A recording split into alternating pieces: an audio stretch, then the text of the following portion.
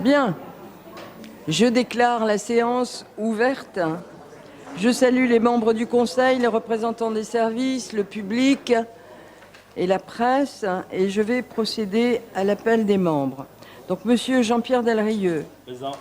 Madame Chantal Bouillet. Présent. Monsieur Patrick Guyon. Présent. Madame Fabienne Chardini est absente, donne procuration à Madame Servan. Monsieur Tristan Déric. Présent. Madame Diane Bidouillet.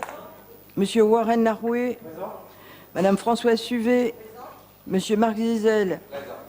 Madame Pascale Servan. Présent. Monsieur Michel Fong. Présent. Madame Janine Bajon. Présent. Madame Vaïmo Albanaise est absente et donne procuration à Monsieur Naroué. Madame Isabelle Lafleur est absente et m'a donné procuration. Monsieur Nicolas Brignon est absent, donne procuration à Madame Bouillet. Madame Cindy Pralon. Présent. Monsieur Philippe Blaise. Madame Naya Wateou. Monsieur Luc Brun. Présent. Madame Valérie Larocque. Présent. Monsieur Christophe Delessert. Madame Charlotte Ayaoué. Madame Stéphanie Païman. Monsieur Alexandre Machevoul est absent, donne procuration à Madame Chimanti. Monsieur Bruno Capi est absent, donne procuration à Monsieur Desmeuses. Madame Touy O'Connor. Monsieur Marc Lelézour. Madame Anne-Christine Chimanti. Madame Kimberley Baroni. Monsieur Christophe Delière. Madame Lorraine Cassagne est absente, donne procuration à Madame Bajon. Monsieur Michel Desmeuses. Madame Christine Bellet. Monsieur Jean-Marie Firmin-Guyon. Madame Liliane Condoumi. Monsieur Claude Charlot est absent. Madame Muriel Germain est absente, donne procuration à Monsieur Blaise. Monsieur Maka Okofi Palay est absent. Monsieur Patrick Sakomouri. Madame Christiane Saridjan. Monsieur Daniel Linsberger. Madame Magali Manoualalo est absente, donne procuration à Monsieur Cathy Jomonier. Monsieur Cathy Jomonier. Monsieur Joseph Boinémois. Madame Laurie Aumonier est absente et donne procuration à Monsieur Boinémois. Madame Velma Falaeo est absente, donne procuration à Madame Davina Fawa. Monsieur Emmanuel Bérard. Monsieur Éric Meltessalé est absent, donne procuration à Monsieur Delrieux. Madame Christine Le Saint. Madame Davina Fawa, Monsieur Bernard Lavandier et Madame Jeanne-Paula Boer est absente et donne procuration à Madame Wateou. Bien, le quorum est atteint. Notre séance peut donc se tenir. Alors, je vous propose que Madame Kimberley Baroni soit désignée secrétaire de séance. Et je vous informe que l'additif à l'ordre du jour transmis selon la procédure d'urgence sera examiné à la fin de cette séance. Donc, nous allons commencer notre ordre du jour. Et donc, nous allons prendre la commission de l'administration générale, de la prévention et de la sécurité.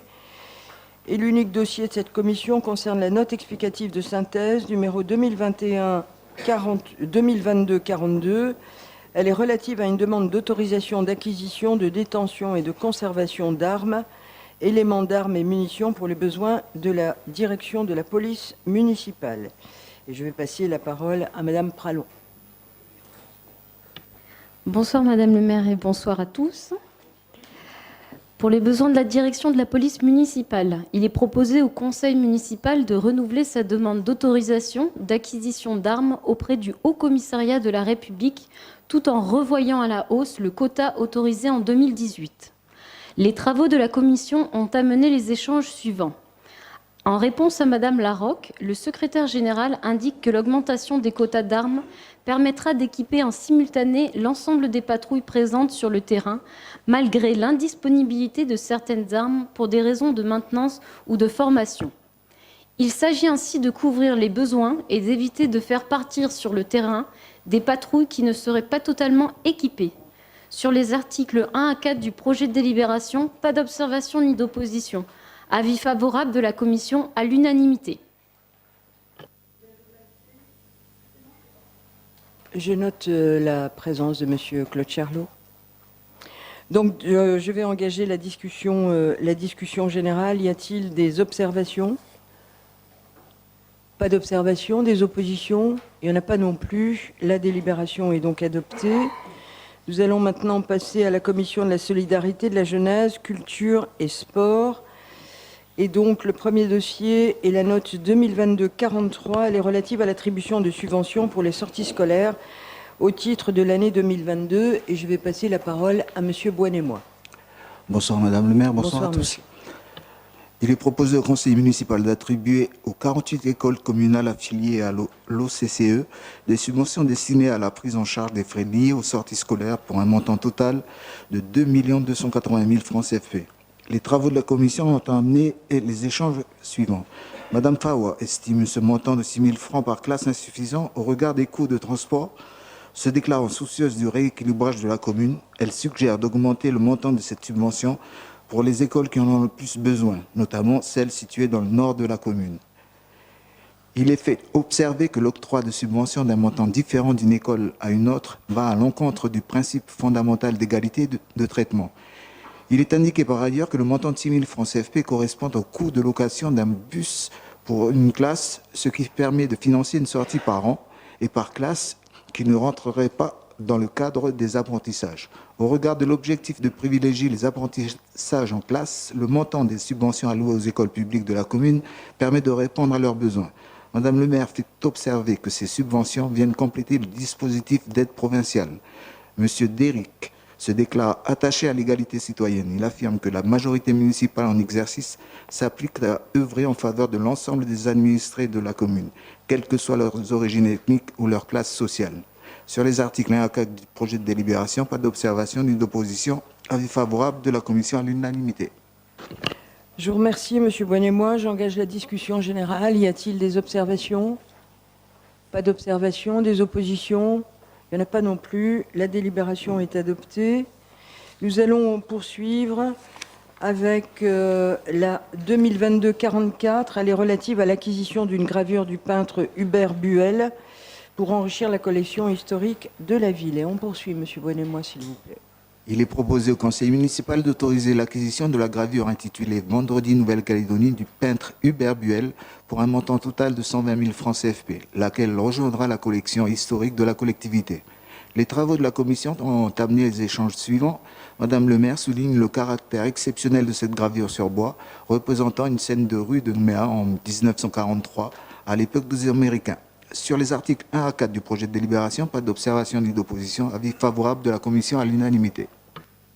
Merci. Dans la discussion générale, quelqu'un souhaite intervenir sur cette acquisition? Non. Des oppositions? Il n'y en a pas non plus. La délibération est adoptée. On poursuit avec la 2022-45. Elle est relative cette fois à l'attribution de subventions à divers groupements et associations à caractère culturel au titre de l'année 2022. Il est proposé au conseil municipal d'allouer des subventions à 3 organismes dont les missions visent à favoriser la découverte artistique et culturelle pour tous, pour un montant total de 13 040 000 francs CFP. Les travaux de la commission n'ont pas amené d'échange sur les articles 1 à 5 et 1 à 4 de chacun des 2 projets de délibération. Pas d'observation ni d'opposition. Avis favorable de la commission à l'unanimité. Je vous remercie. Donc nous avons 2 délibérations relatives à cette note explicative. Alors, nous allons prendre la première. Elle attribue une subvention à la Bibliothèque Bernheim au titre de l'année 2022. Dans la discussion générale, des observations? Pas d'observations. Des oppositions? Il n'y en a pas non plus. La délibération est adoptée. Nous prenons la seconde délibération. Elle attribue cette fois des subventions à divers groupements et associations à caractère culturel pour l'année 2022. Dans la discussion générale, pas d'observation, pas d'opposition. La délibération est adoptée. Nous passons maintenant à la note 2022-46. Excusez-moi, Madame le maire, pardon.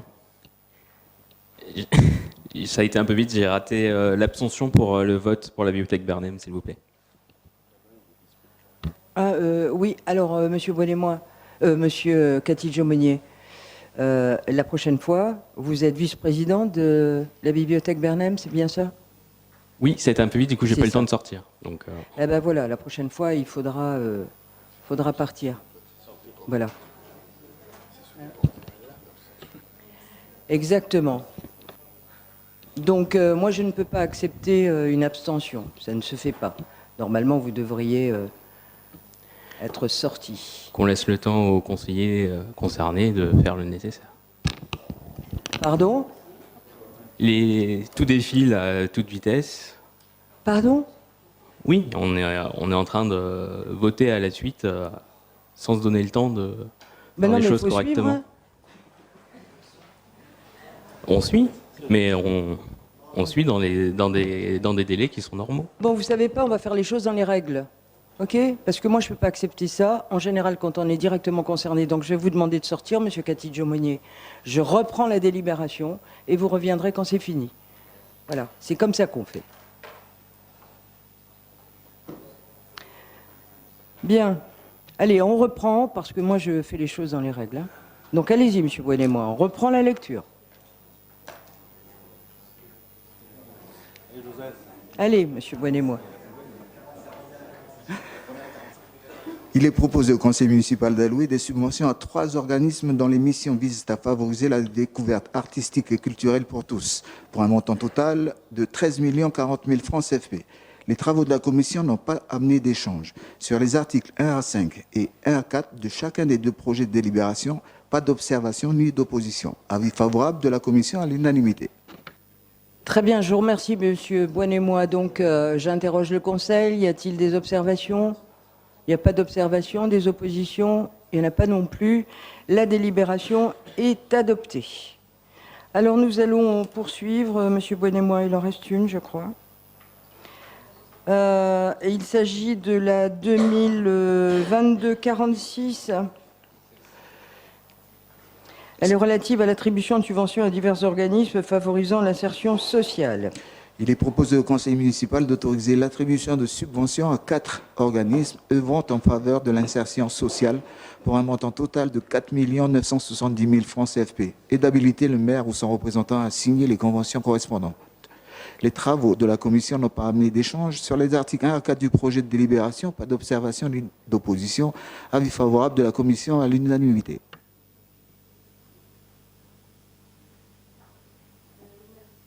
Monsieur Boine-moi, donc j'interroge le conseil. Dans la discussion générale, y a-t-il des observations? Pas d'observations, des oppositions?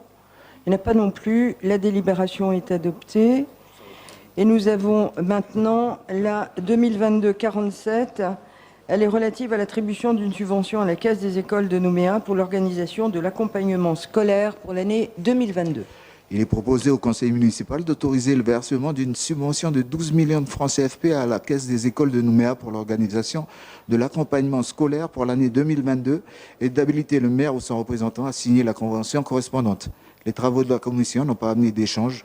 Sur les articles 1 à 5 du projet de délibération, pas d'observation ni d'opposition. Avis favorable de la commission à l'unanimité. Merci, j'interroge le conseil. Y a-t-il des observations? Pas d'observation, des oppositions? Il n'y en a pas non plus. La délibération est adoptée. Donc nous allons poursuivre maintenant et nous allons prendre la commission du budget et des finances. Et la note 2022-48, elle est relative au dispositif de soutien aux entreprises face aux inondations consécutives à des événements climatiques exceptionnels. Et je vais passer la parole à Madame Chimanti. Suite aux inondations provoquées en début d'année 2022 par des pluies d'intensité exceptionnelle, il est proposé au conseil municipal d'inciter les entreprises à s'équiper en matériel de protection de type bâtard d'eau. À cet effet, une aide d'un montant forfaitaire de 50 000 francs par entreprise demanderesse serait versée sous certaines conditions sur présentation des factures acquittées pour l'acquisition et l'installation de ces équipements par un professionnel. Bien, je vous remercie, Madame Chimanti. Dans la discussion générale, y a-t-il des observations? Monsieur Catidjo-Monnier. Merci, Madame le maire. On a une estimation du nombre de commerces qui pourraient être concernés par cette mesure? J'interroge les services techniques.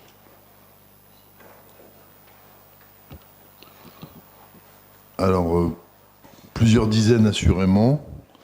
C'est pour ça qu'on a prévu la possibilité également d'une visite technique préalable pour s'assurer que le commerce qui ferait la demande est dans un secteur concerné qui justifierait l'aide. Mais là, on n'a pas le nombre exact de commerces parce que certains sont déjà équipés. Un centre de commerce sont dans des zones qui ne sont pas concernées. Donc, on n'a pas le chiffre exact. Non. Et les commerces déjà équipés pourront aussi bénéficier de cette aide, comme les nouveaux commerçants. Ah bah non. Hein. Dommage pour eux. Ça fait 3 ans quand même qu'on subit des inondations tous les ans. Et pourquoi un montant forfaitaire et pas une aide qui pourrait être de 50% de l'investissement pour les entreprises? Alors, Monsieur Fong rappelait l'autre jour que ça fait 30 ans qu'on subit des inondations en centre-ville. 50 000 francs, on a considéré que c'était, au vu de l'avis des services techniques, à peu près le montant qui permettait de couvrir un dispositif à peu près ordinaire de protection d'un commerce. Voilà. D'accord, merci. Et en parallèle de ça, il y a d'autres dispositifs qui permettront de limiter les inondations au centre-ville qui sont prévus?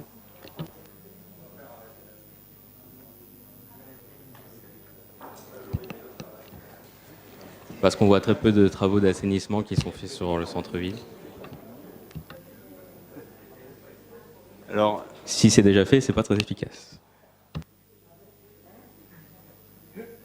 Et je répondais à notre collègue qui nous disait que le nécessaire avait été fait.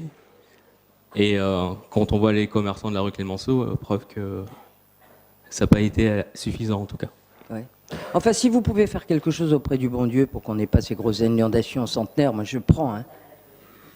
On a des inondations centenaires tous les ans, ça, c'est étonnant quand même.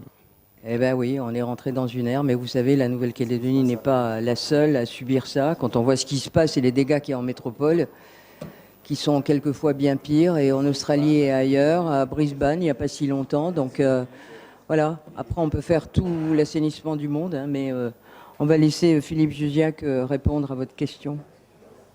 Alors, juste avant de laisser la parole au service technique, puisque vous mentionnez la rue Clémenceau, qui est une des rues qui, de par sa configuration, est l'une des plus explosées.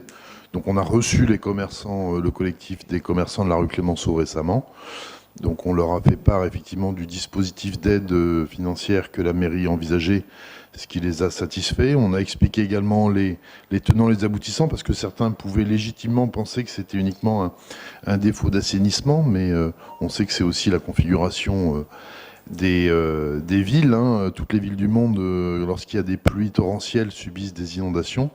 Mais pour prendre en compte la situation particulière de la rue Clémenceau, on a également mis en place un dispositif expérimental avec les commerçants qui consiste en la pose de barrières qui sont actuellement à disposition du collectif des commerçants et qui peuvent permettre donc de fermer la circulation en lien avec la police municipale dès qu'une pluie torrentielle survient et que le niveau d'eau dans la rue monte.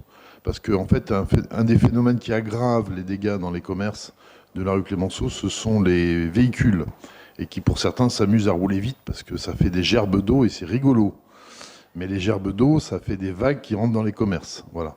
Et donc la fermeture de la circulation, lorsqu'on subit une pluie torrentielle, est un des mécanismes qui permet de freiner l'introduction de l'eau dans les commerces. Donc on a mis en place ce dispositif expérimental et qui se gère en commun entre les commerçants et la police municipale. Et on ira au résultat de cette expérimentation dans quelques mois. Les barrières sont en place, elles sont à disposition à demeure chez les commerçants. Voilà pour la rue Clémenceau. Maintenant, pour un focus plus général sur la problématique assainissement, je vais laisser la parole à Philippe. Donc, sur le centre-ville, effectivement, comme on l'a déjà dit, des travaux sont prévus et programmés sur la rue Jaurès, donc qui aura pour objectif effectivement de décharger cette zone. En attendant, sur la rue Clémenceau, des travaux provisoires ont été menés, notamment pour agrandir les linéaires et les surfaces d'avaloir, parce que ça c'est un autre effet collatéral, mais on avait des véhicules qui se stationnaient sur les grilles, donc en cas d'inondation, ces grilles avalaient pas suffisamment. D'autant que, pour avoir visité un petit peu le côté historique des équipements, en fait, historiquement, sous ces commerces, il y a des vides sanitaires très importants, en fait, qui étaient alimentés à l'origine en fait de la construction de la ville, puisque c'était inondé en permanence, qui étaient alimentés par des grilles devant les commerces, directement sur le pas de porte des commerces, et qui ont toutes été condamnés. Donc en fait, on va reproduire un peu ce système-là en attendant de renforcer encore le réseau de la rue Jaurès. et ça a déjà été fait en fait, en réalité, sur la rue Clémenceau, en augmentant le linéaire d'Avaloir. Ensuite, ce seront le tour des rues qui doivent en bénéficier. Actuellement, on a commencé le chantier du quartier latin avec la rue Porcheron. Hein. Donc ça, c'est un gros chantier d'assainissement pluvial. Et puis tous les secteurs qui pourront en bénéficier derrière. Donc il y a la rue Anatole France qui bénéficiera également à son tour quand la rue Jaurès sera faite, puisqu'on ne peut pas mener les deux chantiers en parallèle, les deux rues étant en parallèle. Et ensuite d'autres secteurs comme par exemple celui de la route de Lansvata notamment, donc la partie terminale avec les rues qui donnent dessus, les rues Tabou et Lénart, qui sont des rues qui également sont soumises régulièrement à des inondations. Donc le marché est en cours actuellement d'analyse. Voilà pour les gros chantiers. Madame le maire, c'est moi, Michel. Je voudrais dire à mon collègue Kadji Monnier, je suis moi-même commerçant.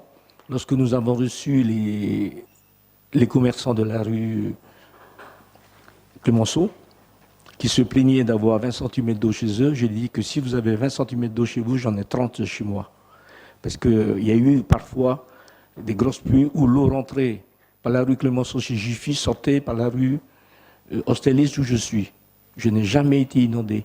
Il y a un vieil adage qui dit « Aide-toi, le ciel t'aidera ».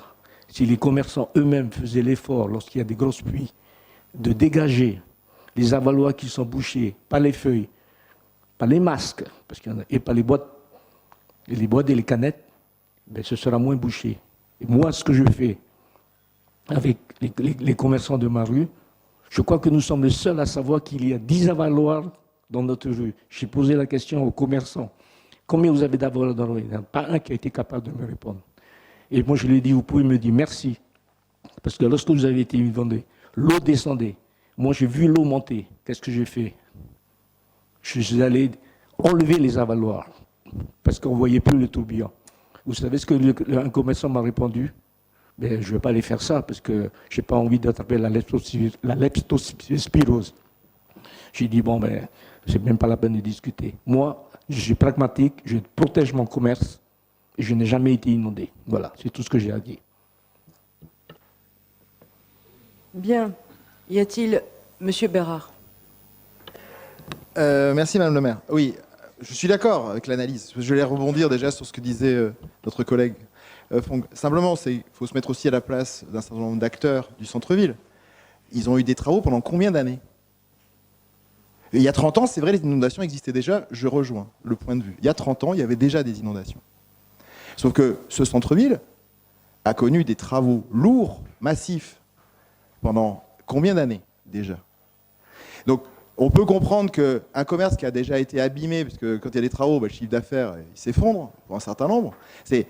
On pouvait penser, ou ils pouvaient penser, en tout cas moi si je me mets à leur place, ils pouvaient penser que tout ça allait améliorer la situation. Donc moi, s'ils disent qu'à 50 000 francs par équipement, et ils sont satisfaits, tant mieux. Moi, là-dessus, on va voter pour, on va dire OK, banco. Mais moi, là, simplement, la réflexion que je me fais, c'est celle-là. Il y a 30 ans, il y avait des inondations. Il y a 20 ans, il y avait des inondations. On a fait 5 à 10 ans de travaux, enfin quasiment la première mandature de Madame le maire, et on a toujours des inondations.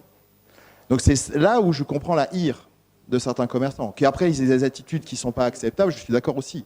Mais néanmoins, c'était ça qu'on pouvait attendre de la collectivité. Et c'est pour ça que je les comprends un peu. Voilà, c'est tout. Merci Madame le maire. Je voudrais juste insister sur un point avant que le secrétaire général ne vous donne un peu plus d'informations. Les travaux dans la ville, je ne sais pas s'il y en a eu beaucoup. Hein. Les méga travaux qui ont été faits, ils ont été faits sous l'ancienne mandature. C'est dans la rue de l'Alma, où on avait une conduite qui était grosse comme ça, où il a fallu la dimensionner pour pouvoir réceptionner. Et nous avons eu le courage de le faire, Monsieur Bérard, parce que ça n'avait pas été fait. Et pourquoi ? Parce que la conduite se trouvait sous la route et au milieu. Alors il y a eu des travaux qui ont été faits tout à fait sur le bas, entre Ferry et Gallieni. Je vous l'accorde. Mais tous les travaux dans la rue de l'Alma et en montant n'avaient jamais été faits. Donc on l'a fait. Et on a vraiment, j'ai dit quand c'était Beyrouth, ça l'était, pendant 6 mois. Maintenant, il faut qu'on fasse la même chose dans la rue Jaurès. Mais il faut avoir le courage d'aller faire ces travaux. Il y en a beaucoup qui ne l'ont pas fait avant nous. Donc quand vous dites qu'il y a eu beaucoup de travaux en centre-ville, il n'y en a pas eu vraiment. Et vous savez qu'on a un schéma directeur d'assainissement, et ce schéma directeur d'assainissement, il prend l'ensemble de la ville jusqu'au quartier latin. C'est bien la raison pour laquelle on poursuit aujourd'hui sur la rue Porcheron, alors qu'il y a uniquement la rue Brun qui a été faite, et donc nous, on engage les travaux sur la rue Porcheron. De la même manière qu'on va engager les travaux sur Jaurès. Et quand vous regardez le schéma d'assainissement, c'est comme le schéma pour l'eau dont on a parlé il n'y a pas tellement longtemps, hein, l'eau potable. Ce sont des milliards qu'il faut injecter. Et donc la ville, elle fait... Nous, on a doublé le budget assainissement depuis que nous sommes là. Mais je vais le dire ici aujourd'hui, c'est qu'il y a eu un tel retard accumulé qu'aujourd'hui, on est obligé de changer de braquet et d'y aller franco, mais on ne peut pas tout faire en même temps. Après, comme le secrétaire général va vous l'expliquer, on subit un autre phénomène dans cette ville, et celui qui va vous expliquer est extrêmement intéressant parce qu'il permet de comprendre pourquoi c'est comme ça. Oui, merci Madame le maire. En fait, ce qu'on a expliqué aux commerçants quand on les a reçus, puisque certains pouvaient légitimement penser, parce que c'était un petit peu là, ce que le disait la légende urbaine, que c'était dû simplement au mauvais réseau d'assainissement. Donc Philippe a expliqué la taille des avaloirs avec les véhicules qui stationnent dessus et qui empêchent. Mais en fait, ce que vit Nouméa, beaucoup de villes à travers le monde le vivent, c'est l'urbanisation avec le bétonnage des villes qui empêche la pluie immédiatement de rejoindre les sols. Et les spécialistes, notamment les météorologues qui ont pu être interviewés par les médias ces dernières semaines face au phénomène El Niña et aux pluies torrentielles qu'on a connues, expliquent également que Nouméa présente en son centre-ville et dans d'autres quartiers comme Ducos une très faible déclivité. Ce qui fait que ça évite, ça ne permet pas à l'eau de ruisseler directement vers la mer et elle stagne. Donc effectivement, quand on regarde notre centre-ville, on n'est pas en montagne. Voilà. Donc, et si on double ce phénomène d'une marée montante, une marée haute empêche effectivement l'eau qui rejoint les réseaux de s'écouler puisque les sorties d'eau sont déjà prises par la marée haute. La même pluie, selon qu'on est à marée basse ou à marée haute, produit des résultats complètement différents en centre-ville. Donc il y a une conjonction d'éléments qu'on a expliqué aux commerçants et qui leur permet de mieux comprendre que ce que pouvait raconter un petit peu facilement la légende urbaine au Café du Commerce, de dire c'est uniquement le réseau d'assainissement de la ville, quoi. Voilà. Donc c'était l'ensemble de ces éléments qu'on a apporté à la connaissance des commerçants du centre-ville pour leur parfaite information et un certain nombre nous ont remerciés parce qu'effectivement ils sont repartis en ayant une connaissance un peu plus complexe et exhaustive de ces phénomènes d'inondation qu'on subit en centre-ville. Bien, je vous remercie. Y a-t-il d'autres interventions? Pas d'autres interventions? Des oppositions? Il n'y en a pas non plus. La délibération est adoptée. Donc nous allons maintenant passer à la commission de l'aménagement, de l'urbanisme et du développement durable. Et le premier dossier est la note qui est relative au versement d'une subvention au GIE Sérail pour l'année 2022 et à la signature de la convention d'objectifs correspondante. J'ai passé la parole à Monsieur Zézel. Merci Madame le maire, bonsoir. Il est proposé au conseil municipal de verser au GIE Sérail, comme chaque année, une contribution financière d'un montant total de 5 millions de francs afin de lui permettre de poursuivre ses missions. Il est également proposé d'habiliter le maire à signer la convention d'objectifs correspondante. Les travaux de la commission n'ont pas amené d'échange. Sur les articles 1 à 5 du projet de délibération, pas d'observation ni d'opposition. Avis favorable de la commission à l'unanimité. Bien, j'interroge le conseil sur cette subvention au GIE Sérail. Y a-t-il des observations? Pas d'observation, des oppositions? Il n'y en a pas non plus. La délibération est adoptée. Nous allons passer à la 2022-50. Elle est relative à la cession par mandat d'un ensemble immobilier municipal, route du Sémaphore, et Jacques Mouraine, section Vallée du Génie, quartier Centre-Ville. Il est proposé au conseil municipal d'autoriser la cession par mandat auprès d'agences immobilières d'un ensemble immobilier communal d'une superficie d'environ 14 arts 58 centiares, 6 route du Sémaphore, Jean et Jacques Mouraine. À cet effet, le maire ou son représentant est habilité à signer un avant-contrat sous la condition suspensive de l'approbation préalable du conseil municipal sur le prix de vente du dit bien et tout acte découlant de la procédure. Les travaux de la commission ont amené les échanges suivants. Madame le maire fait observer que le choix de proposer ce bien à la vente désormais par l'intermédiaire d'agences immobilières résulte de l'absence d'offres pendant la période de consultation. Elle précise qu'il s'agit de la parcelle accueillant l'ancien immeuble Falco, extrêmement dégradé aujourd'hui, et que le prix de vente n'est pas précisé afin d'éviter que cette information ne soit divulguée. Sur les articles 1 à 5 du projet de délibération, pas d'observation ni d'opposition. Avis favorable de la commission à l'unanimité. Je vous remercie. Dans la discussion générale, y a-t-il des observations? Monsieur Bérard. Merci, Madame le maire. Cette vente fera donc l'objet d'une inscription dans les produits exceptionnels du budget de la ville de Nouméa 2022? Une fois que c'est vendu, bien évidemment, et vous le savez, ça rentre dans le budget principal de la ville. En produits exceptionnels? En produits exceptionnels. Ok. Oui. Il me semble que nous avons déjà répondu à cette question. Ah, mais Madame le maire, vous allez y Vous répondre. posiez la question déjà, il me semble. Donc je confirme. Madame le maire, vous me connaissez. Quand je pose une question... Non, pas vraiment. Ah ouais. Madame le maire, pourquoi j'ai dit ça? C'est parce que Mais dans habituellement... quelques mois, je pourrais dire je vous connais très bien, Monsieur Bérard, dans quelques années, Mais pour l'instant, je vous découvre. oh, merci. Continuons. Madame le Eh maire. voilà. Et j'ai certaines marottes, vous le savez. Et comme on a ce budget où on nous a proposé aucun produit exceptionnel, alors qu'on savait toutes et tous, et on l'a voté, nous, pas moi, mais un certain nombre l'ont voté, donc on savait tous qu'il allait y avoir à nouveau des produits exceptionnels de vente, de maisons dans lesquelles on ne peut plus faire aucun service. Cette maison-là en particulier, on en a beaucoup parlé en conseil municipal déjà. Mais donc, je note que vous aurez une inscription en produit exceptionnel. Donc, ma question, je vais la poser à chaque fois qu'il y aura un produit vendu de manière exceptionnelle pour voir jusqu'à quel montant on va arriver sur les produits exceptionnels. Voilà, c'est tout. C'est une question technique financière. Merci, Madame le maire. Quand un budget est sincère, eh bien, c'est qu'on a vendu les biens. En principe, aucune collectivité n'a le droit d'anticiper sur des ventes qu'elle n'aurait pas fait. Certaines le font, nous non. Donc, vous savez, il y a un compte administratif qui va arriver bientôt. C'est un instant de vérité, Monsieur Bérard. Et donc, vous aurez tout. Y a-t-il d'autres observations? Pas d'autres observations? Pas d'opposition non plus? La délibération est adoptée. Pardon? Oui, Madame Fawa. Oui, bonsoir. Excusez-moi. Merci, Madame le maire. Il n'y a pas de souci. Pour cette délibération, nous allons nous abstenir. Merci. Du groupe de Madame Fawa. Bien, la délibération est donc adoptée. Nous allons poursuivre avec la 2022-51. Elle concerne la convention relative au transfert de gestion d'une portion de la route provinciale numéro 7, dénommée route de la Baie des Dames, entre le PR3 plus 660 et le PR7 plus 048. Donc tout le monde sait ce que c'est aujourd'hui. Située sur la commune de Nouméa. Pour ceux qui étaient en commission, bien sûr.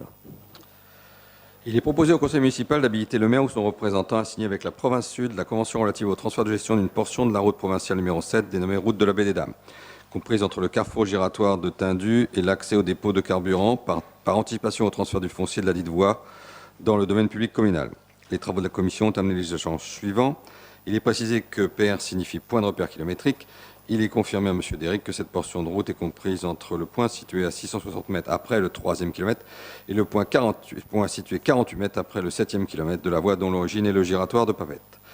Sur les articles 1 à 3 du projet de délibération, pas d'observation ni d'opposition. Avis favorable de la commission à l'unanimité. Eh bien voilà, tout est résumé sur le PR. Heureusement que nous avions M. Deric, mais Mme Fawa était aussi au courant. PR était le point kilométrique. Et plus 660, c'était la distance qui était au-delà du point kilométrique. Bien, y a-t-il des interventions dans le cadre de la discussion générale? Pas d'intervention, des oppositions? Il n'y en a pas non plus. La délibération est adoptée. Nous prenons maintenant la 2022-52. Elle concerne l'habilitation du maire à signer et à présenter à la province sud les demandes d'autorisation relatives aux écosystèmes d'intérêt patrimonial et à l'occupation du domaine public maritime dans le cadre de la conception, de la réalisation et de l'entretien d'une barrière anti-requin à la baie des Citrons. Dans la perspective de la création d'une large zone de baignade sécurisée à la baie des Citrons, avec la mise en place d'une barrière anti-requin, il est proposé au conseil municipal d'habiliter le maire à signer et à présenter à la province sud les demandes d'autorisation nécessaires relatives aux écosystèmes d'intérêt patrimonial et à l'occupation du domaine public maritime. Les travaux de la commission ont amené les échanges suivants. Madame le maire indique, pour préciser les propos qui ont été tenus par une scientifique devant une centaine de personnes, que la solution résidant dans l'installation d'une barrière électromagnétique n'a pas encore à ce jour été testée de façon indépendante scientifiquement et n'est installée nulle part de façon pérenne. Son efficacité reste donc à démontrer. Elle se déclare choquée par certains commentaires parus très récemment dans la presse et tendant à considérer que l'installation d'une barrière anti-requin à la baie des Citrons est inutile tant qu'il n'y a pas d'accident. Elle rappelle qu'il ne s'écoule pas une semaine sans que l'alerte en requin ne soit déclenchée. Elle souligne la nécessité de protéger les baigneurs et la responsabilité de la collectivité dans la prévention de tout drame. Madame Pralon déclare partager cet avis et prend pour exemple la barrière installée sur la plage de Manly en Australie. Madame Lafleur s'interroge sur la possibilité de mettre en place un système de surveillance pour les autres plages de la commune, comme cela peut exister sur certaines plages australiennes, notamment pendant la période des vacances scolaires. Madame le maire rappelle que le choix de la baie des Citrons pour l'installation d'une barrière anti-requin s'explique par sa configuration qui lui permet plus facilement d'être protégée. Elle souligne que le coût de cette protection, qui s'élève à 150 millions de francs, dont 41% sont financés par l'État. Elle précise qu'un dispositif d'alerte est par ailleurs opérationnel sur l'ensemble du littoral communal, provoquant l'envoi sur place des pompiers avec leurs motos marines ainsi qu'un drone de la police municipale. Cette année seront par ailleurs installés des dispositifs d'alarme sur la Côte Blanche, Lance-Vata et l'Ilomètre. L'Ilomètre qui lui dispose déjà de sirènes afin de prévenir plus efficacement les usagers suite à un signalement. Le secrétaire général confirme que cette procédure de gestion des alertes codifiée et travaillée notamment avec les services de la province sud et le MRCC permet dès le signalement d'engager des moyens nautiques et aériens de surveillance et prévoit une interdiction de baignade pour une durée de 2 heures. Il souligne les limites d'une surveillance par drone ou moyen nautique à titre permanent et préventif compte tenu notamment de la longueur du littoral de la commune. Madame le maire fait observer que la commune n'a pas les moyens financiers d'installer une barrière anti-requin pour chacune des plages de Nouméa. Elle informe les conseillers que les dispositifs anti-requins sont conçus de telle sorte que les poissons de petite taille peuvent passer à travers les mailles sans se blesser. Rappelant la présence millénaire du requin, M. Boinémois estime que la meilleure des préventions contre les attaques de requins réside dans la modification du comportement de l'homme. Il regrette que seule la baie des Citrons bénéficie de cet investissement, alors que les plages de Magenta et de Nouville, tout autant fréquentées, présentent le même risque requin. M. Zézel souligne la modification du comportement des requins, malgré sa présence millénaire, et donc la nécessité pour la collectivité d'intervenir. Faisant valoir que la plage de la baie des Citrons est extrêmement fréquentée, et à toute heure, Mme Pralon se déclare favorable au choix de ce site pour l'installation d'une barrière anti-requin. Elle estime que le coût d'investissement est minime au regard du coût humain d'une attaque de requin.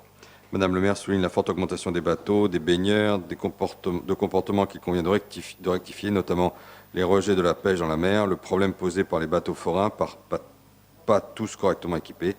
Il faudra une prise de conscience collective pour éviter la concentration des requins dans les baies. S'agissant de l'Ilomètre, se pose également la question de la compatibilité des réserves abritant des tortues en nombre dont les requins sont friands avec les activités nautiques et la baignade.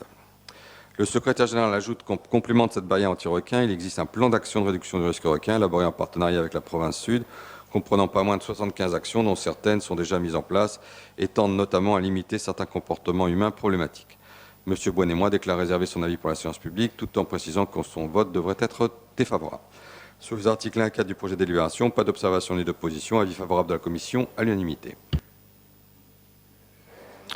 Bien, je vous remercie, Monsieur Zézel. J'engage la discussion générale. Y a-t-il des observations? Pas d'observation. Monsieur Bérard. Merci, Madame le maire. D'ailleurs, c'est indiqué dans l'avant-dernier paragraphe qui a été lu. Moi, j'attache beaucoup d'importance au plan qui a été signé avec nos amis réunionnais, plus les scientifiques, etc.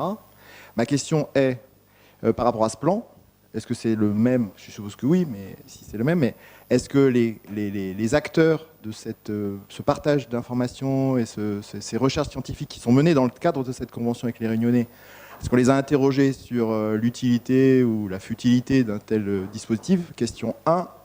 Question 2. Est-ce qu'on a pris le temps simplement de se concerter avec les associations environnementales? Je ne dis pas que c'est elles qui décident, mais est-ce qu'au moins on a échangé avec elles? Et voilà un peu mes 2 questions majeures sur ce sujet, Madame le maire. Alors je laisserai Philippe Jusiac vous répondre concernant les liens que nous avons avec les Réunionnais. Mais je rappelle que cette délibération habilite le maire à demander une enquête publique, parce qu'il va falloir le faire. Et c'est la province qui est compétente en termes d'environnement.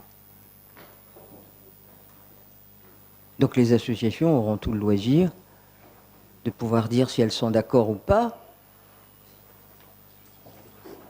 Bien, Monsieur Jusiac. Alors, peut-être distinguer deux choses, parce que vous citez le plan d'action, et ça c'est une chose, et la convention avec le Centre sécurité requin, c'est une autre chose. Le plan d'action, effectivement, c'est ce qui a été mis en place suite à 2 jours de discussion, en septembre 2019, dans les 2 mois qui ont suivi l'accident du Petit Anthony, avec nombre d'associations, de représentants et d'usagers de la mer, etc. Donc les 75 actions et sous-actions qui sont citées sont issues de cette journée et sont déclinées en 8 axes thématiques qui sont aujourd'hui étroitement suivis chacune de ces actions ayant un pilote qui est nommé parmi les différents représentants institutionnels, mais il y a aussi des pilotes d'action qui peuvent être associatifs. Je vais vous citer une action en particulier, mais c'est généralement les pilotes institutionnels, c'est-à-dire représentants d'administration, parmi les services de la province, de la ville, des affaires maritimes, du port autonome et du MRCC, donc les secours, le Marine Rescue, et de la sécurité civile. Donc ça, c'est le plan d'action requin. Il y a plein de choses là-dedans, à la fois sur la connaissance du requin, à la fois sur la prévention, à la fois sur la gouvernance, à la fois sur les procédures d'alerte, etc., etc. Donc ça, c'est une première chose, c'est ce qu'on citait là. Et effectivement, une des actions consistait à conventionner avec le Centre sécurité requin. Donc c'est une des actions parmi d'autres. Donc cette convention a été établie l'an dernier entre la province sud, la mairie et le Centre sécurité requin pour s'appuyer sur effectivement notamment les gros moyens dont dispose le Centre sécurité requin pour faire de la science autour de cette problématique-là, en relation notamment avec beaucoup d'universités de par le monde qui sont concernées. Donc sur la thématique plus particulière des filets, oui, ils ont été très associés, donc notamment sur les aspects recherche qui ont été faits sur les différents systèmes de barrières. Il y en a un certain nombre d'ailleurs qui sont venus équiper des sites tests à La Réunion. On a cité là en premier le système électromagnétique. Il a été mis en place pendant un certain moment à La Réunion. Malheureusement, justement, il n'y avait pas eu d'interaction avec les requins. Et ce qui fait que ce système, comme ça a été indiqué, n'a pas pu être testé en vrai en fait jusqu'à présent. Donc il représente une forte incertitude. Mais ils ont testé différents types de barrières rigides, moins rigides. Actuellement, il y a une barrière qui est testée depuis un petit moment, moins rigide, en dynéma. Donc voilà, on les associe en permanence et pas plus tard que ces derniers jours, ils ont été également recontactés puisque la convention prévoit qu'ils nous assistent techniquement et scientifiquement tant qu'on veut. Donc ils vont être associés également dans l'analyse des offres qui vont nous être communiquées pour donner un avis scientifique dessus. Sur la question des associations, donc elles ont été effectivement, ça a fait partie de la discussion dès le départ sur celle qui a donné lieu au plan d'action requin. Chacune avait des avis très différents parce qu'il y a les associations environnementales elles-mêmes ont des avis plus ou moins tranchés sur le sujet. Ensuite, il y a d'autres associations qui peuvent avoir des avis également tranchés, pour ou contre. Il faut savoir qu'on a également des relais d'usagers sur la plage de la baie des Citrons qui sont associés étroitement à ce type de décision, et notamment les fameuses grand-mères qui sont nos vigies sur la baie des Citrons. Et puis comme l'a dit Madame le maire, la vraie consultation complète et exhaustive, elle va se faire au moment de l'enquête publique en réalité. Voilà.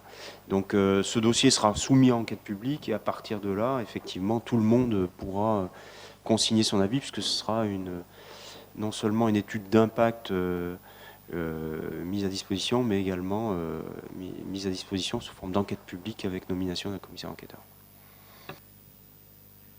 Bien, je vous remercie. Y a-t-il d'autres observations? Pas d'autres observations, Monsieur Catil-Jaumonier? Merci, Madame le maire. Je comprends bien la délibération dans le sens où on ouvre une enquête publique. Dans la même délibération, nous avons au deuxième article une habilitation à demander l'autorisation d'occupation du domaine maritime. Vaudrait-il pas mieux attendre d'avoir le retour de l'enquête publique avant de demander à occuper, ou présume-t-on déjà du retour de l'enquête? En fait, non, ce sont deux procédures parallèles. Donc traitées en même temps par la province, effectivement, et qui auraient pu être fusionnées d'ailleurs. Dans certains cas, on l'a fait, notamment sur le barrage de la Dembéa. Ça évite de la complication administrative. Mais ce sont deux procédures réglementaires qui sont menées dans le même temps.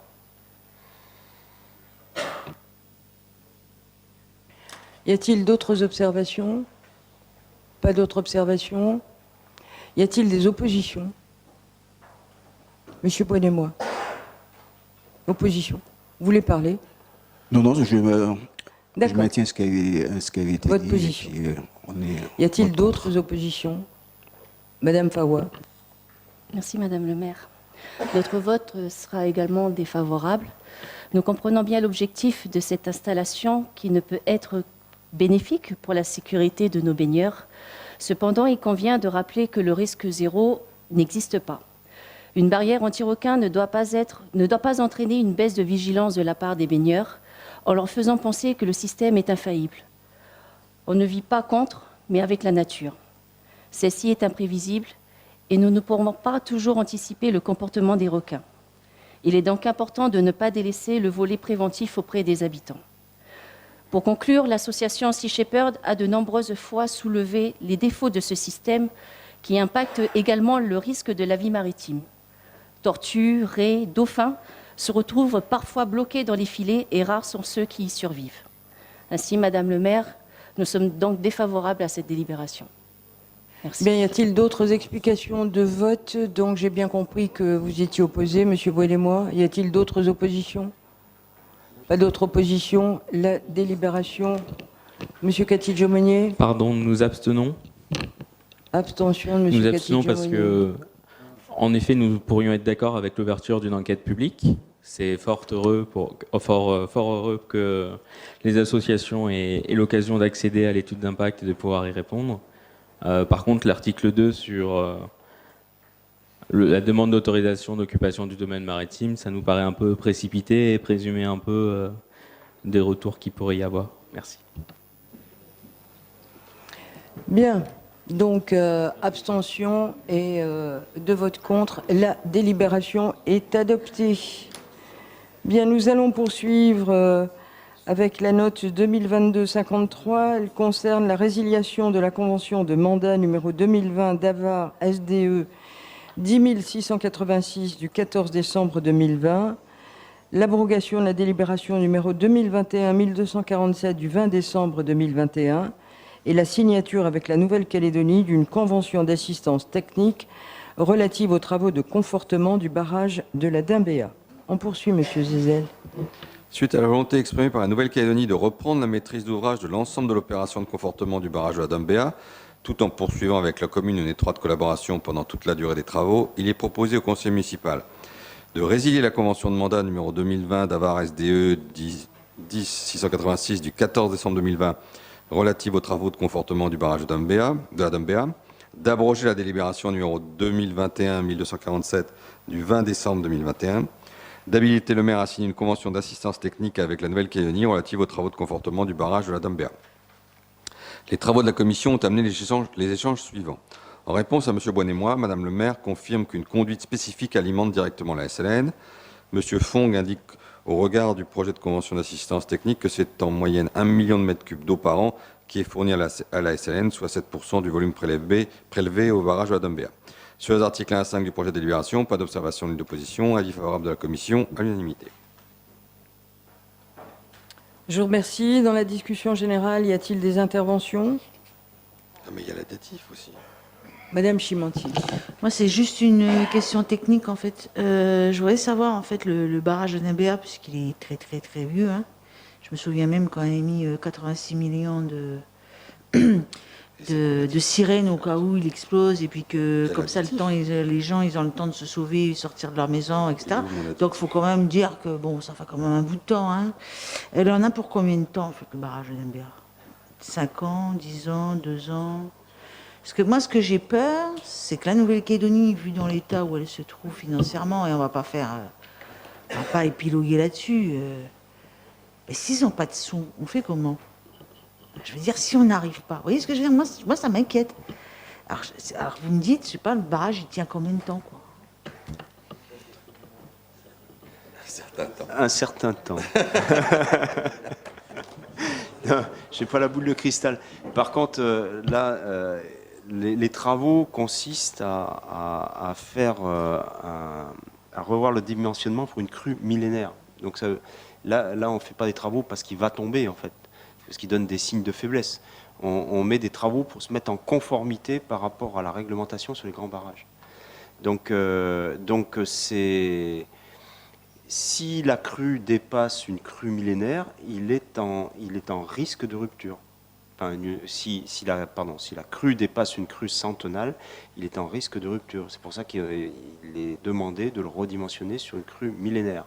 Ce sont les normes maintenant qui sont applicables. Ça ne veut pas dire qu'au-delà d'une crue centenale, il va casser, puisque on n'en sait rien. Mais globalement, il n'a pas de signe de faiblesse, ce barrage. Il se comporte très très bien. C'est un barrage qui fonctionne par déversement au-dessus du seuil. Donc la cote critique qui est donnée pour le barrage actuellement, c'est 6 mètres d'eau au-dessus du seuil du barrage. 6 mètres d'eau, ça fait quand même une sacrée vague. Hein. Jusqu'à présent, on l'a jamais observé. Loin s'en faut, le maximum, ça a été à peu près 4 mètres. Donc voilà, c'est pas demain qu'on va l'observer. Par ailleurs, en cas de rupture, ça causerait une inondation. Alors les sirènes sont prévues pour si malheureusement il y avait des gens qui étaient en train de se baigner dessous. En général, quand on commence à avoir des cotes pareilles sur le barrage, il n'y a plus personne sur la Dembéa, mais c'est prévu également dans le cadre d'un système normatif qui impose qu'on ait des sirènes. La rupture du barrage n'entraînerait pas une vague de submersion qui viendrait détruire les habitations dans la plaine de Coé. Ça entraînerait une inondation forte. Donc le risque pour les humains est relativement faible. Par contre, il est important en termes de ressources en eau, parce que une rupture de l'ouvrage ferait que tout l'approvisionnement en eau de l'agglo serait reporté sur le grand tuyau. Là, c'est un vrai risque. Et c'est un risque effectivement très important par voie de conséquence pour un établissement industriel comme la SLN, qui ne peut pas fonctionner sans. Oui, mais on peut encore pomper sur le grand tuyau. C'est une ressource sur laquelle on pompe qu'en secours aujourd'hui.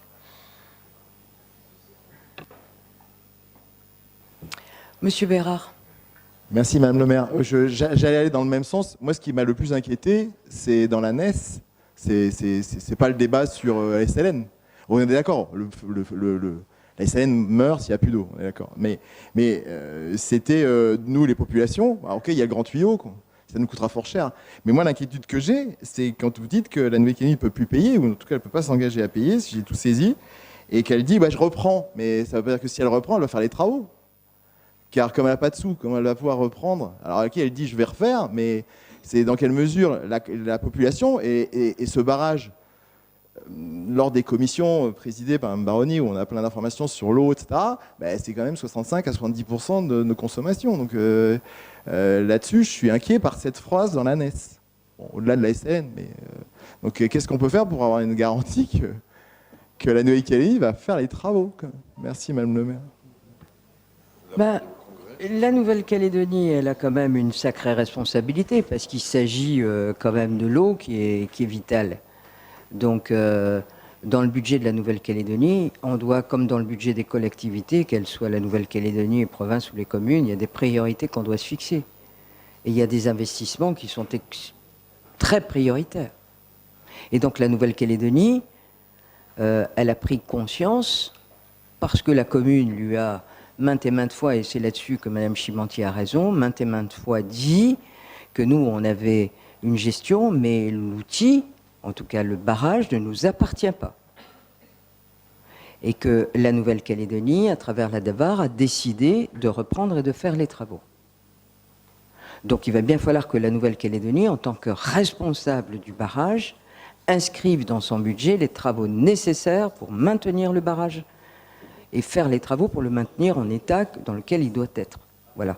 Là, ça n'est pas l'objet de ce qu'on regarde ce soir, l'a expliqué Philippe. Mais néanmoins, il y a des travaux qui devront être engagés et la prise de conscience de la Nouvelle-Calédonie, j'imagine, est là. Sinon, on aurait une Nouvelle-Calédonie et un gouvernement qui serait totalement inconscient. Je ne pense pas que ce soit celui-là ou celui d'hier ou celui de demain, que quand même le barrage qui alimente une bonne partie de l'agglomération soit juste traité avec beaucoup de négligence. Voilà. Donc nous ne sommes pas la Nouvelle-Calédonie, vous non plus, et donc on peut espérer que budgétairement, ce soit quelque chose qui soit inscrit dans le budget et dans les budgets qui vont venir, parce que les travaux peuvent être phasés, ils ne vont pas se faire d'un seul coup.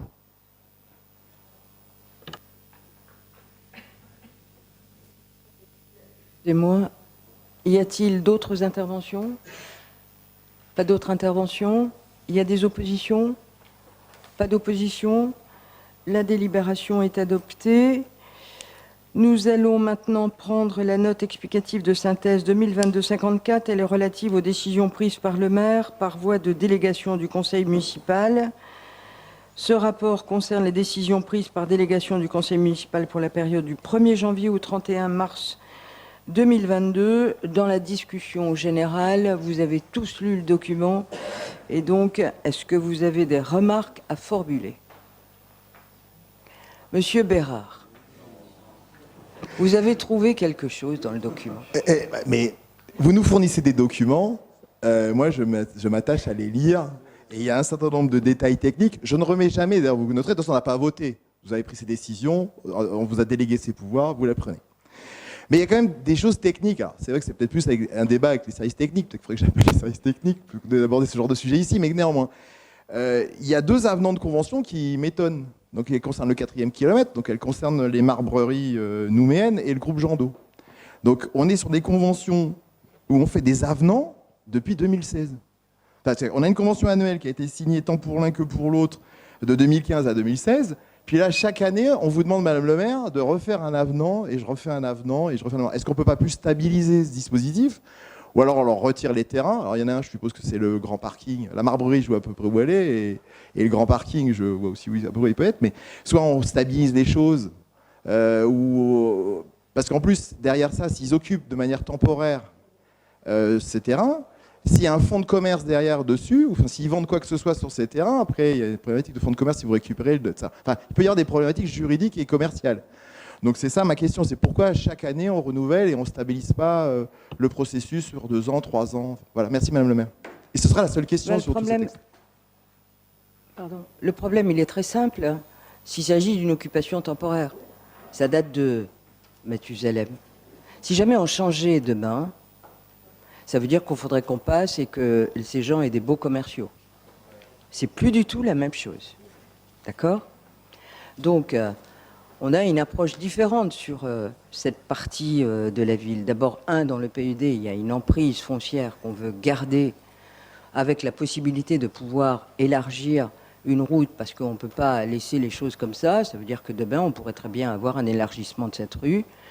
Et d'autre part, on a pris la tâche de l'ensemble des gens qui sont aujourd'hui locataires et pour leur demander s'ils étaient intéressés éventuellement par une cession. Tout en sachant que de toute façon, on a une emprise foncière de 5 mètres, il me semble, qu'on a décidé dans le PUD. Voilà, donc il faut qu'on ait cette sauvegarde aussi. Et donc, on est avec eux en discussion pour savoir si un certain nombre d'entre eux seraient intéressés, effectivement, pour... voilà. À condition, bien évidemment, que cette zone ne reste pas une zone avec, tel qu'on peut le voir aujourd'hui, une zone un peu fourre-tout au-delà des voitures, et donc plutôt avec une conception un petit peu différente d'un aménagement nouveau, je dirais, qui pourrait se faire sur la zone avec ces locataires, si tant est qu'ils étaient intéressés par l'achat. Voilà, Monsieur Bérard. Une autre question? Non. Et avec celle-là. Le reste, il n'y a pas de souci. Très bien. Donc, il n'y a pas d'observation supplémentaire, pas d'opposition, et dont acte. Enfin, nous allons prendre la note explicative de synthèse 2022-55. Elle est relative à l'attribution d'une avance de subvention à l'association Culture et Loisirs, exerçant des missions de service public et de radiodiffusion au titre de l'année 2022. Pour mémoire, ce point a été rajouté à l'ordre du jour de notre séance, puis transmis par additif le 3 mai dernier, selon la procédure d'urgence. Et je vais passer la parole au secrétaire général pour donner lecture de la note explicative de synthèse qui rend compte des motifs et circonstances justifiant le recours à la procédure d'urgence, c'est-à-dire que nous n'avons pas passé cette note au sein des commissions, puisque la demande nous est arrivée une fois que les commissions avaient été passées. Donc allez-y, monsieur le secrétaire général. Merci Madame le maire. La ville de Nouméa apporte son soutien aux associations œuvrant dans la radiodiffusion, permettant la promotion des animations culturelles, sportives et sociales organisées sur la commune auprès de ses administrés et assurant des missions de service public. Par courrier du 29 avril 2022, l'association Culture et Loisirs a informé la ville de ses grandes difficultés de trésorerie, préjudiciables au bon fonctionnement de la radio Rythme Bleu et l'exposant au risque de ne plus pouvoir honorer ses paiements. Pour ces motifs, elle sollicite une nouvelle avance à valoir sur la subvention qui lui sera attribuée pour l'année 2022. Au vu de ces circonstances particulières, il est proposé au conseil municipal d'autoriser le versement d'une deuxième avance de subvention de 8 millions de francs à l'association Culture et Loisirs. Cette subvention complète l'avance de 8 700 000 francs attribuée par délibération du conseil municipal du 20 décembre 2021. Préalablement, et conformément aux dispositions du Code des communes de la Nouvelle-Calédonie et du règlement intérieur du conseil municipal, il est proposé au conseil municipal d'approuver le caractère d'urgence de ce projet de délibération, autorisant son examen dans des délais abrégés et sans consultation de la commission permanente compétente. Tel est l'objet des deux projets de délibération 6 juin que j'ai l'honneur de soumettre à votre approbation. Très bien. Donc, nous avons deux délibérations. Alors, je vais inviter le Conseil à se prononcer tout d'abord sur l'urgence à examiner cette affaire. C'est l'objet de la première délibération qui porte approbation de l'urgence attachée à l'examen de la délibération, attribuant une avance de subvention à l'association Culture et Loisirs œuvrant à la radiodiffusion au titre de l'année 2022. Donc, à main levée, qui est pour? Qui est contre? Bien, la délibération est adoptée. Alors, le Conseil venant de valider le recours à la procédure d'urgence, je vous propose de statuer sur la seconde délibération qui attribue une avance de subvention à l'association Culture et Loisirs au titre de l'année 2022. Dans la discussion générale, y a-t-il des observations? Monsieur Bérard. Merci, Madame le maire. Il y a juste quelque chose de technique que je ne saisis pas. Le budget, on l'a voté on l'a voté en février. Là, si je peux me tromper, hein. Je crois qu'on l'a voté en février. Les identifications d'un certain nombre de subventions, dont celle de l'association concernée, support de la radio Rythme Bleu, est connue, puisqu'on a même, et je me souviens très bien, échangé sur les montants pour chacune des radios. Ce que je ne saisis pas, c'est attendu que cette subvention elle est connue, elle était identifiée. Le vote du budget, c'est février. Ok, il y a certainement un contrôle de légalité, puis le cher trésorier payeur qui doit passer par là. Mais aujourd'hui, on ne peut pas encore leur servir les subventions. Pour cette association-là, mais je peux poser la question pour d'autres associations qui sont aussi concernés. Ces associations-là, à ce jour, en mai, ils n'ont donc toujours pas les subventions votées par les élus au budget 2022. Non, mais ça, c'est une avance. C'est bien écrit. C'est pas la subvention, c'est une avance sur la subvention. Ils ont eu une avance en décembre qui a été approuvée par un processus. Je me sens très bien d'avoir posé la question en disant est-ce que d'autres associations connaissent ce processus? On a eu un débat là-dessus, ça, je me sens très bien. On a voté pour, enfin j'ai voté pour. Mais ce que je pense, c'est qu'ils redemandent une avance, donc c'est qu'ils ne peuvent pas bénéficier de la subvention qu'ils auraient votée par vous, mesdames, messieurs, les élus, dans son format.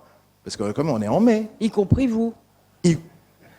Non, j'ai pas voté le budget, Madame le maire, global. Dans sa globalité, j'ai pas voté le budget. Quel dommage. Allez-y, monsieur le secrétaire général. Oui, alors comme vous l'avez souligné, en principe, effectivement, en fin d'année N-1, on accorde en général une subvention aux associations qui nous en font la demande pour une avance de trésorerie. En général, cette avance pour l'association là qui nous préoccupe, elle est classique chaque année. Mais les autres collectivités, notamment, versent leurs subventions ou leurs avances de subvention en temps et en heure, ce qui fait que l'urgence qui nous a été signalée par le courrier du 29 avril 2022 n'a pas lieu d'être en principe les autres années. Ce qui fait qu'en fin d'année, à un conseil de juin-juillet, on fait voter la subvention de l'année en cours pour l'association Culture et Loisirs, et qui fait que et pour l'ensemble des associations qui sont subventionnées par la ville. Donc en général, l'avance de trésorerie en fin d'année N-1 suffit à couvrir le besoin de trésorerie du début d'année, le temps que le Conseil vote les délibérations attribuant les subventions définitives. Là, simplement, par le défaut de versement d'autres collectivités, cette association se retrouve en rupture de trésorerie et donc nous a alerté par courrier du 29 avril, ce qui nous a amené à proposer sur la procédure d'urgence une seconde avance avant de pouvoir soumettre dans les tout prochains conseils au conseil municipal la subvention complète 2022. En sachant juste une autre information, puisque vous parlez des autres radios, en général on paye en milieu d'année et que là nous n'avons pas eu de demande ni de... Voilà. Donc on passera la totalité des subventions d'ici un conseil ou deux. Voilà. On n'a pas eu de demande, on n'a eu que la demande d'RRB. Voilà. Pour les raisons qui viennent d'être expliquées. Madame le maire, je me souviens très bien, ça c'est le débat qu'on a eu en décembre. Où je me souviens très bien, je vous avais posé la question et vous m'aviez dit c'est la seule radio qui nous demande. Donc là-dessus, je me souviens très bien de ce débat. Mais ma question, c'est du fait de l'urgence, c'était pas possible de passer plutôt une délibération d'octroi de la subvention? C'était pas plus simple que redemander une avance et de voter les subventions au mois de juin? Enfin, techniquement, je veux dire que c'est à peu près pour vous, administrativement, c'est pas enfin, peut-être financement, c'est pas possible, mais administrativement, c'était pas plus facile de nous faire voter aujourd'hui la subvention et puis. Non. Simplement, comme il a fallu utiliser la procédure d'urgence et donc se passer du débat en commission, on a trouvé que c'était préférable de faire passer simplement une avance et que la procédure classique, c'est-à-dire le débat sur la subvention des associations pour l'année en cours, passe en commission puis en conseil. C'est dans un souci de débat démocratique. Voilà. Monsieur Catil-Jomonier. Merci, Madame le maire. En utilisant une procédure d'urgence, c'est pas très démocratique. Et de quelle collectivité devons-nous pallier le retard? Ben voyons.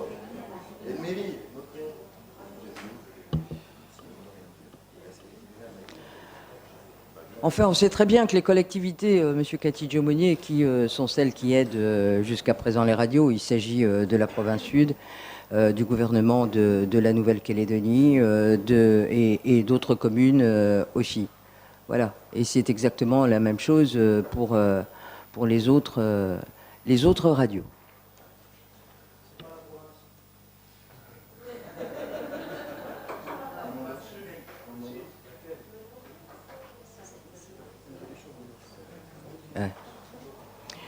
Bien. Y a-t-il d'autres observations? Pas d'autres observations? Y a-t-il des oppositions? Il n'y en a pas.